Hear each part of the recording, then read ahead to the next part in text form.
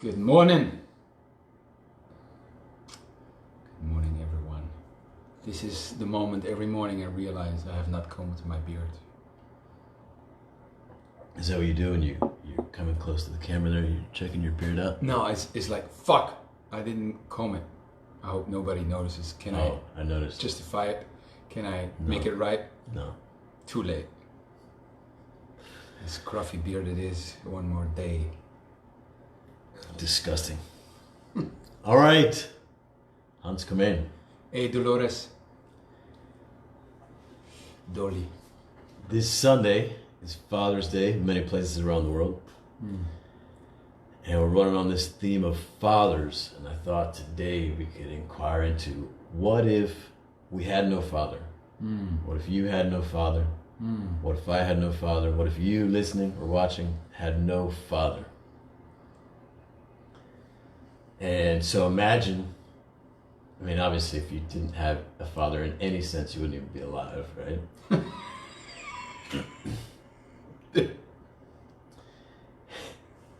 But, you know, when you think of, you know, people out there are thinking of like honoring their father.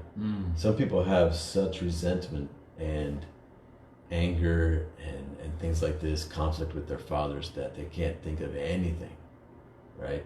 They don't want to honor their father at all.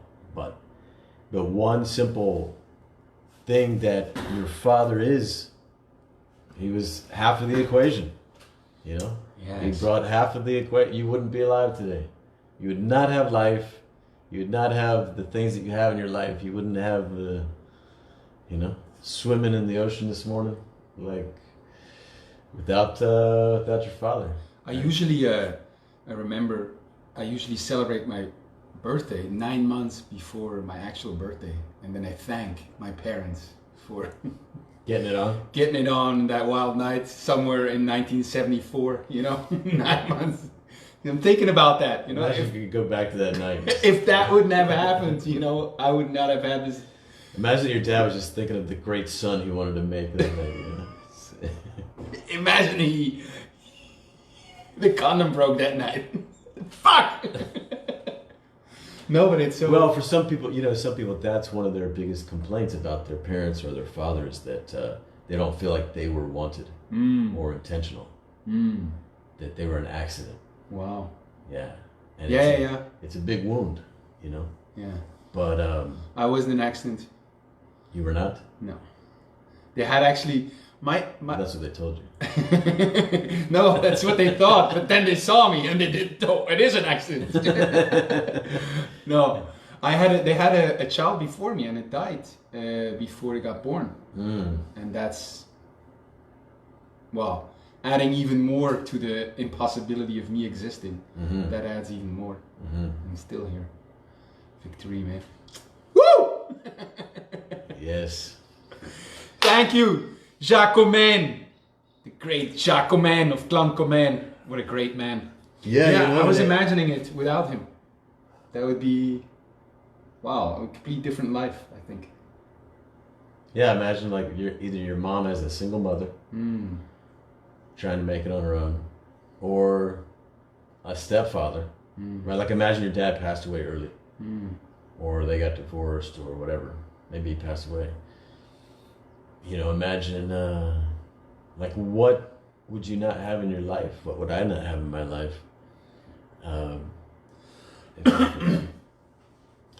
It's tough for me to imagine when we were teenagers, you know, my mom had divorced my dad. And he wasn't in the home. And so... And that was a very difficult time. Of course, they were going through divorce, but you know, my dad brought just like a sense of stability. He was always, you know, like we're doing our rituals here. My dad was always up early. He was always, you know, going for a run, exercising. He was always on with his diet. He was, you know, making the business work. He was just like steady like that. Yeah, my father too was like the beacon. You know, he's like the point of reference of the family, for sure. Like just the way he was, is just the leader of it. You know? I'm imagining also. You asked, so I'm just going down that lane. You know, I'm seeing how I wouldn't be trained in victory. You know, it's just. And just I wouldn't. Yeah, I mean he's not out there riding his bike. Yeah. But also just he's not coaching you guys in football. Yeah, fucking A, man. Jesus. Also, like just the trust in life, I got that from him in a way. Like, cause I feel that he's there always. You know. I feel he's whatever I would need. He's there. You know, and he's always been. And sometimes he would do it in a grumpy way, but he would do it. Fuck it, I recognize so much now. What? No. I see a lot of him in me, you know. Spend your whole adolescent life trying to run away from your dad, and then you realize, fuck! You are your dad. I even walk like him. You know? I see pictures, I'm like, what the fuck? Yeah. And but luckily he's a great man, so... Yes. No, I wouldn't have the sense of victory. I wouldn't have that trust in life that everything is going to be okay. You know, that I'm assuming. At least I got that from him, you know. So maybe with someone else I would have that too. But yeah, it's like that strength, that force, that point of reference, that something you can hold on to, bounce off. You know, it's like being raised. You were raised with Mormon. I was also raised Catholic in a way. You know, and it gives you a point of reference. You know. Against which you can rebel, against sometimes you can use, but it gives you something to work with. You know, it's like if you have too many options, you have a blank canvas, you don't know what to do. You know, but if you have some lines, you can work with it. You know? That's the same thing. I feel like my father was and is. It's like a point of reference and give me a language to speak. You know, a language to deal with the world. Yeah, what a great man. One of the things that my father was for me was he was like the guy that took me into like the wilderness. You know, like a lot of my memories of my dad that are like special memories.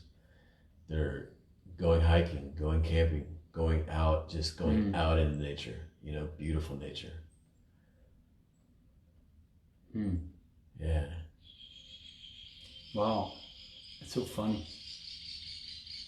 What's funny?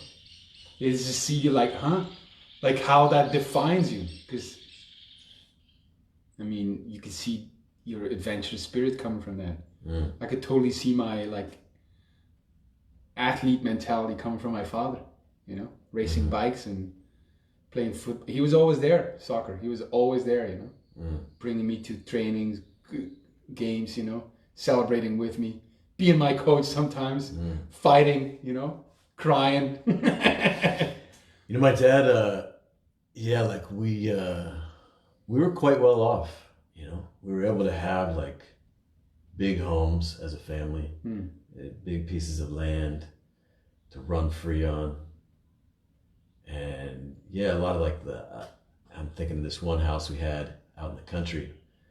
A lot of the people around us, they, you know, like my friends and stuff, you know, smaller pieces of land. Didn't have as much money. We had all kinds of like dirt bikes and 3-wheelers and dune buggies, and like we just, you know, because of my dad's hard work, you know, his work ethic, put himself through dental school, and incredible work ethic, and yeah, so just having that kind of expectation of money and that kind of, I guess, like everything that we had back then.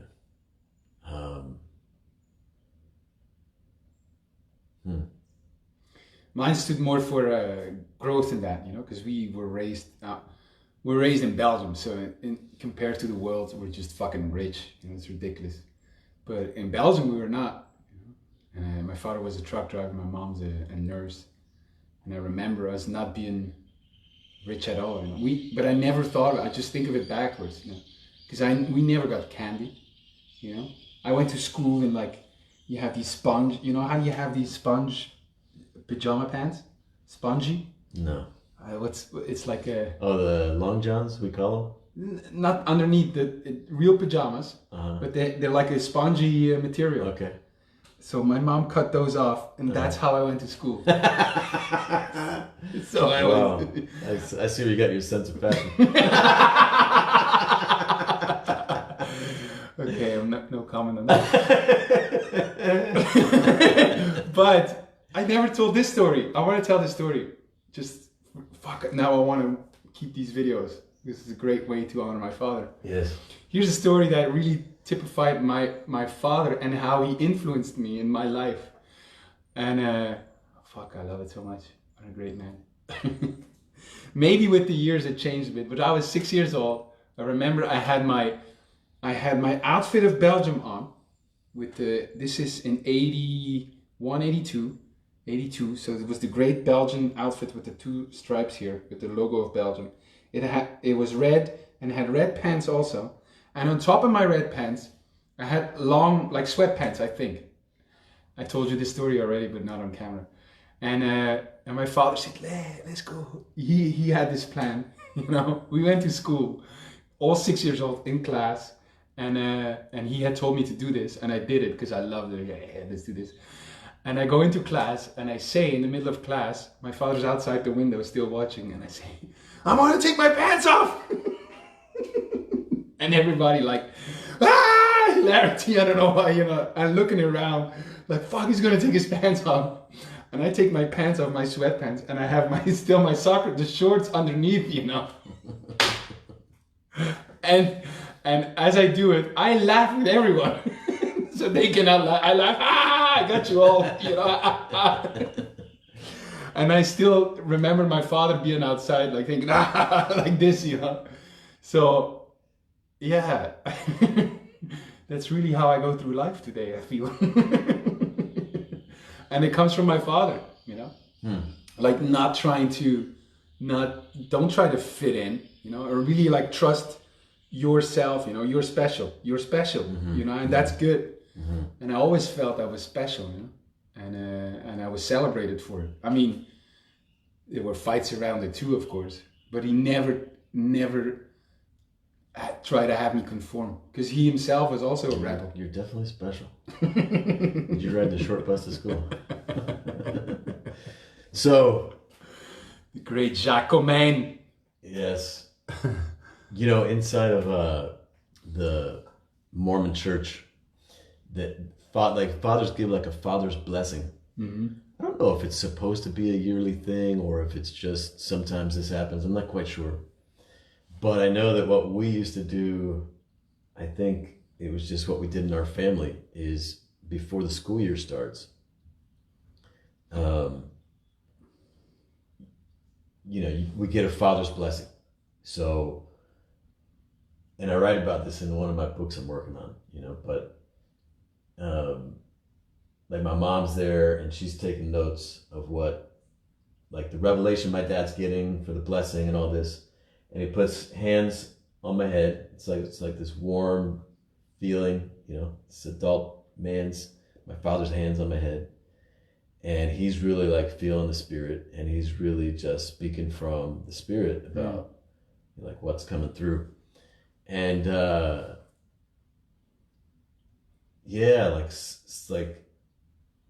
some of the things that were pretty constant were basically, you know, bless you with an ability to see through the bullshit when you go to school, you know, like there was definitely a distrust of the state, the school, these external people, and like a blessing that I'll be able to, that I have what it takes, you know, to do that. Confront that.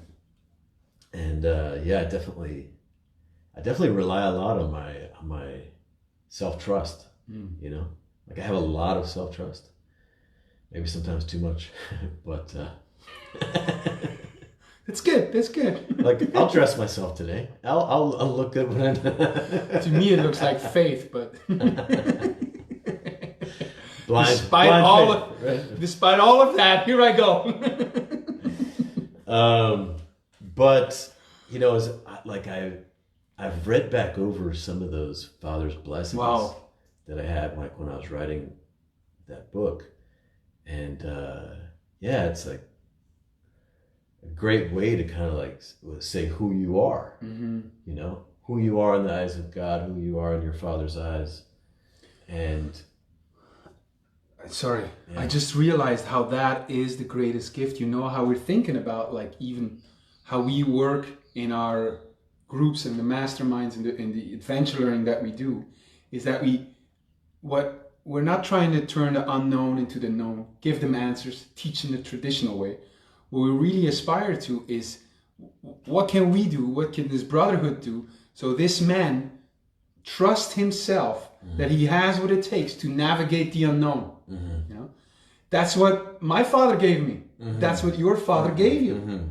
It's like, you got this. I think that's the father's role. That's the father's role. That's the father's role to say, you got this. And it's more the mother's, make sure you're okay. You're okay. Yes. Don't go out into the world. You might get hurt. You know? Jump. I remember jumping with the BMX. You know, I make like little things to jump off. You know, and mom would freaking, well, we can do this a little higher. We could go a little further. Your dad saying, you know, that. You got this. Yeah. That's the greatest gift. You know, and that's what so many I see in the work that so many men have to fight for. They didn't get it. You know, they didn't get it from their fathers. You know. And or their parents. So it's a precious thing, you know. It's a precious thing that I received. Yeah, I had another thought. We could do it on this live or on a future one. But thinking about like the shit your dad had to deal with because of you. You know, like we could tell some of those stories. That's going to be like, we can do that in 1 minute. Let's do that tomorrow. Yeah, okay, we'll do it tomorrow. Yeah.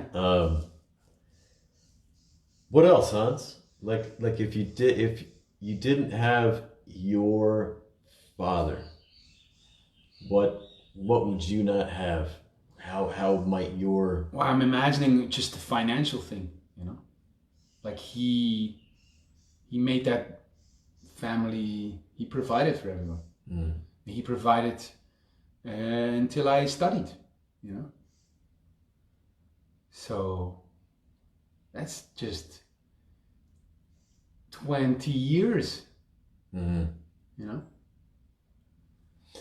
I'm thinking back to my dad used to like once a year get together with his 3 brothers and sometimes a couple other guys. And they'd do these trips together where they'd either go out and ride 3-wheelers in the sand dunes, or they would ride snowmobiles in the mountains in the snow. And they just go do these, you know, these guy trips together. And yeah, to me it was always like really attractive, you know, there's definitely men out there, fathers out there who don't go and do that sort of thing, you know. And so I see that now too. Sorry, I'm getting call excited. for brotherhood and the wild. And my father had he has 2 brothers, and they would get together in family reunions, and they're just insane. Like really, I'm like, what the fuck? They would just be ridiculous, and feel the liberty of doing that. You know, they would rehash old stories, and just one phrase would mean a whole story to them, and they would be in their own bubble, you know, and they would invent games. I remember this because in the family they're all farmers, and you get farms, and they would invent. I remember there was a little hole in the wall, you know, and a whole afternoon they would try to throw the ball in there, you know, like this, and everyone would gather around trying to throw that, and then when they scored, they would just run around, just insanity, you know. And I see pictures also when my parents got married, you know, and his brothers are just, they're insane, you know. And I think that's just to take that liberty I got from my father too, not to like try to be normal and be decent, you know. You know, there's a story I have. You were talking about how your mom dressed you in pajamas for school. Did I say that on the thing? Yes. Okay. And, it's not pajamas, and I never thought of it as an issue. Okay. They called me Sponge sometimes, but I never thought like SpongeBob. Because we didn't have SpongeBob. Sponge Hans. Sponge Hans.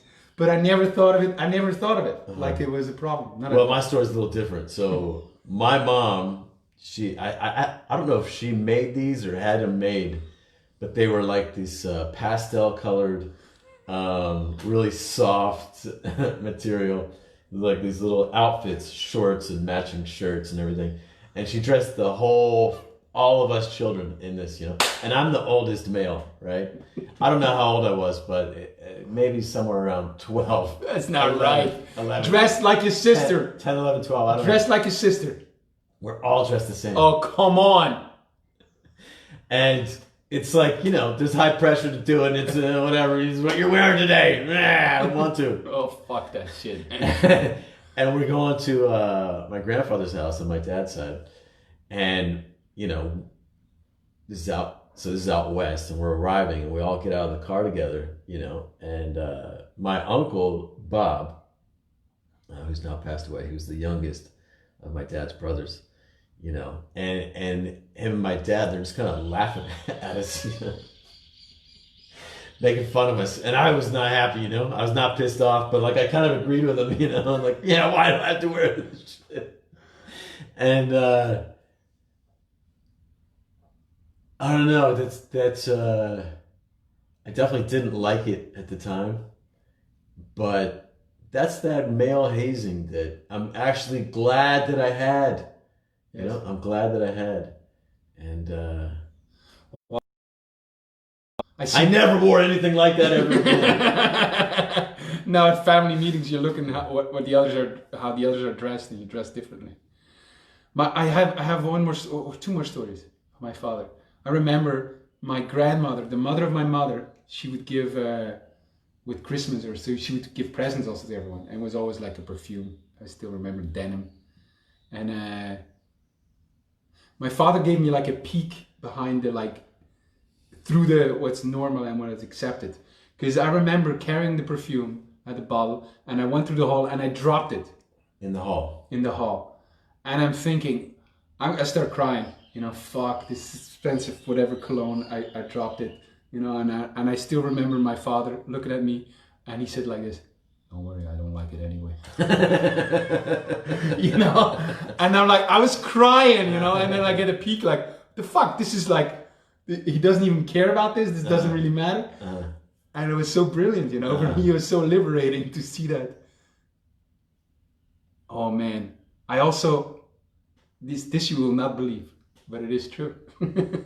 My father was playing football with his team, and we went to the seaside. And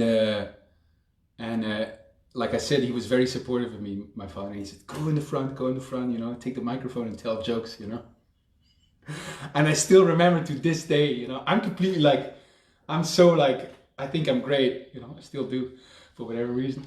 And I start telling jokes, and I remember the whole bus, laughing that this little kid is telling jokes, And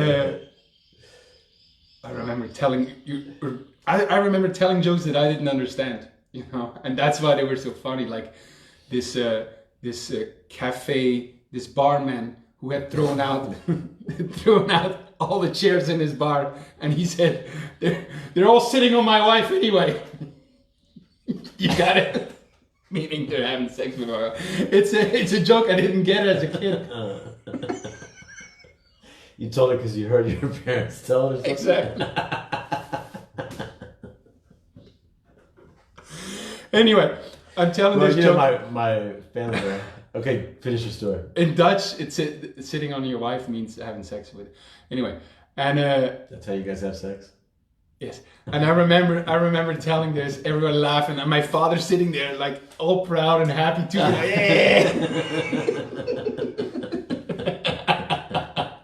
That's so great, man, to get that support, Yeah. To know that you're good, whatever you do, it's okay. It just reminds me, whenever we get together as a family, like a family reunion. So my dad and all three of my sisters and one of my brothers are out in Arizona right now at a family reunion. And they'll do this. They'll get the littlest ones up, to tell jokes. It's similar kind of thing, And they'll make up their jokes. They'll just make up things, and And we all bust out laughing like it's the funniest thing that we've ever heard. And then they keep going and going and going. And maybe that was and going none on. of it's funny. None of it's funny. Maybe that one was going on the bus there. I thought it was funny. You just start laughing that it's not funny and it's ridiculous and that they love it and it's yeah. No, that's not true, because I remember another kid also trying to tell a joke and it wasn't so funny. And my father would tell me that too. Yeah. The other kid was not so funny as you, man. Yeah, so your dad gave you confidence, I can see. Yeah. You know? Or trust in myself. Mm-hmm. I think that's the greatest gift. Trust in, like, you're okay. You got this. You got this. Yeah. I think that's the greatest gift. Yeah, what a great man. Chaco man. Yeah, I think maybe this is more for tomorrow, but the times my dad has,